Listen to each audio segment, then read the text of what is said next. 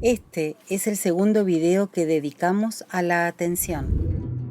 En el primero hablamos sobre la atención simple que aplicamos automáticamente cuando es requerida por estímulos, una tarea nueva o difícil, y también cuando atendemos a unas cosas sí y a otras no, de acuerdo con los intereses que tengamos.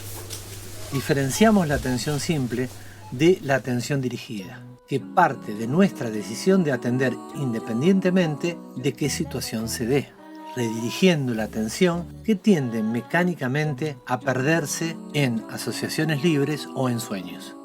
Y por último propusimos prácticas de atención dividida, que es aquella que se aplica a dos focos simultáneos. Las prácticas nos sirven para experimentar los diferentes tipos de atención y explorar sus posibilidades. Lo más importante es tener experiencias de calidad. Lo ideal es que se alcancen experiencias gratas que nos invitan a repetirlo. Hay muchas maneras de atender y a menudo se dan mezcladas. Por ejemplo, si hago un cerco mental sobre lo que estoy haciendo y no permito que entre en mi mente ningún tema ajeno, o si hago silencio descartando todos los ensueños que vienen a mi cabeza, o si a lo largo del día trato de corregir un mal hábito o mantener un propósito. Todas estas prácticas implican un modo de atención o vigilancia sobre sí mismo. Este estar más atenta viene acompañado por tonos afectivos característicos. Una sensación de calma o de equilibrio, paciencia, flexibilidad, independencia, manejo de situaciones. Con los diferentes ejercicios y prácticas, cada uno puede encontrar el tipo de atención que mejor le va y se podrá valer de ese recurso para ponerse cotidianamente en disposición de atender. Hay dos cosas que no recomendamos hacer. Una es intentar atender con tensión. Esto nos ocurre con frecuencia porque nos han educado de manera que se asocia atender con un forzamiento, con estar con el ceño fruncido. Al forzar las cosas, se produce lo contrario y todo forzamiento de la atención lleva a una reacción opuesta, como un péndulo.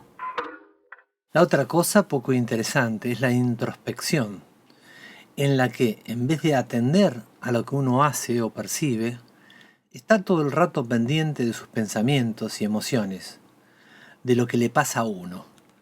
Que si ahora estoy depre, que si ahora estoy tenso, en un diálogo interno que te desconecta del mundo. Los hipocondríacos serían los extremistas de este vicio. Si pudiéramos tomar una práctica de atención dividida, por ejemplo, y practicarla con intensidad hasta que cambiara nuestro nivel de conciencia, y toda nuestra vida sería una cosa extraordinaria. Pero, desafortunadamente, esto no funciona así.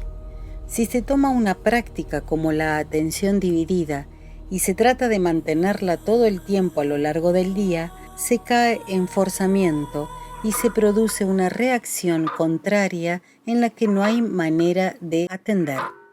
Eso además de otras dificultades como que al atender al puño se pierde velocidad y eficacia en lo que se hace y otros problemas de desconexión con el mundo. Así que estas prácticas de división atencional nos sirven para testear las posibilidades de la atención, pero no para llevarlas a cabo de una manera sostenida en la vida cotidiana. Entonces, ¿cómo podemos trabajar nuestra atención en la vida diaria? Volvamos a hacer una práctica. Te propongo que, a la vez que sigues escuchando, mantengas el recuerdo de ti misma. Es hacer lo mismo que estabas haciendo, pero es diferente solamente escuchar a escuchar y saber que estoy escuchando. Esto es lo que llamamos la conciencia de sí. Estoy andando y mantengo la conciencia de que estoy andando. No ando pensando en otra cosa. Estoy en lo que estoy. Como dijo un sabio zen, cuando tomo sopa, Tomo sopa. Es una propuesta fácil de entender, pero no tan fácil de mantener.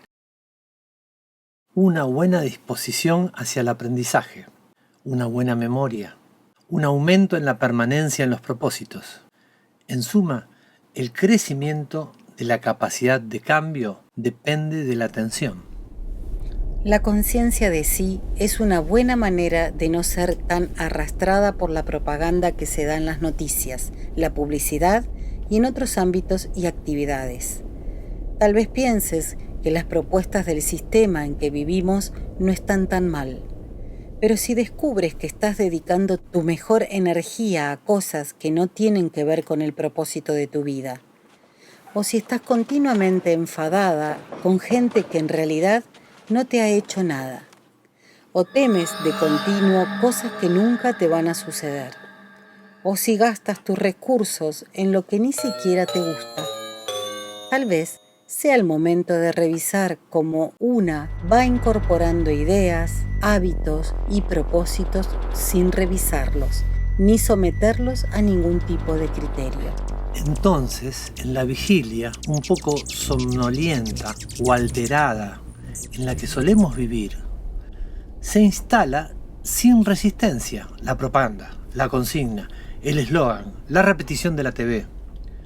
Una repetición constante de las mismas cosas sin contexto, sin referencias de comparación con otros datos o puntos de vista. Es un campo de influencia fuerte y es fácil acabar aceptándolo, aun cuando sean ideas sin fundamento. Las creencias colectivas de grupo, familia o pareja son incorporadas en semisueño y se transmiten de unos a otros. En este estado nos dejamos guiar por fantasías que no existen, en vez de orientar nuestra vida hacia lo que necesitamos. Pero si mantenemos la conciencia de nosotras mismas, estas cosas no nos absorben de la misma manera. La atención nos ayuda a no ser tan sugestionables porque tenemos el centro en nosotras mismas. Puedes hacer un experimento.